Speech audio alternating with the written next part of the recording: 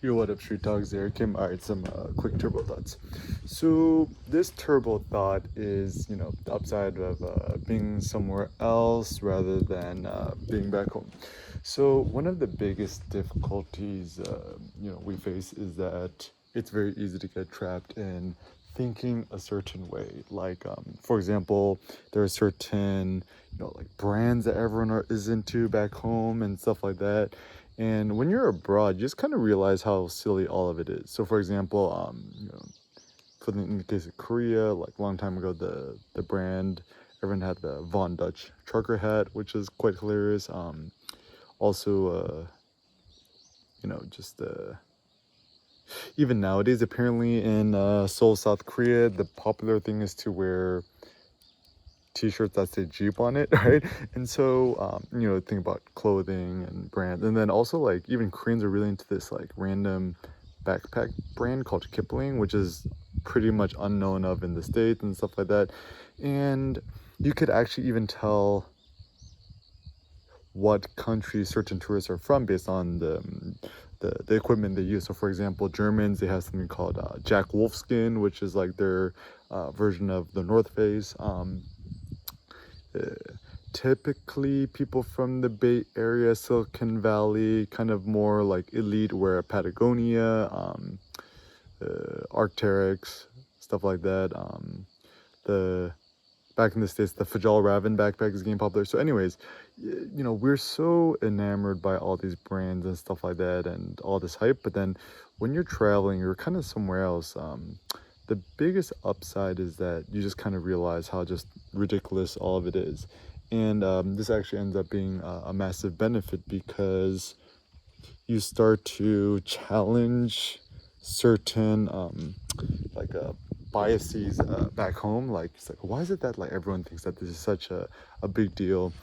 Same thing with cars and stuff like that.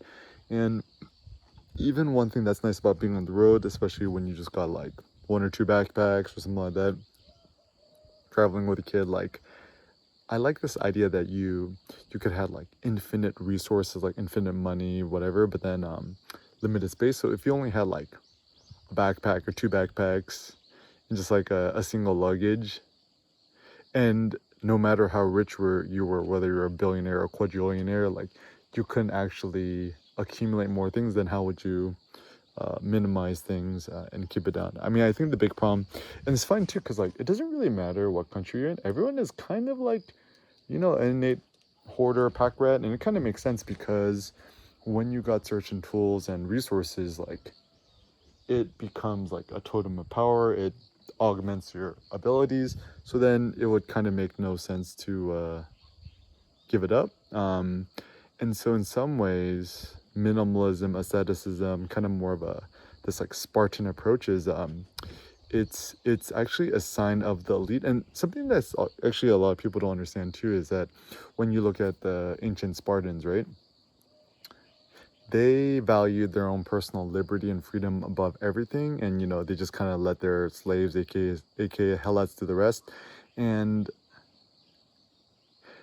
even those times there's all these pampering things from the Persians and these luxuries, but it wasn't like they disdained luxury for the sake of luxury. It's just for the most part, a lot of the luxury is weakened, and for them their ultimate luxury was time, freedom, essentially. And the nice thing is, I think even in today's world, certainly there are certain factors which are outside our control. However, one thing we could kind of steer our personal mental ship is what we desire. Like, what do we want? What are we willing to risk or sacrifice in order to get it? And I just want you to think ultimately at the end of the day, you have more freedom than you think you do.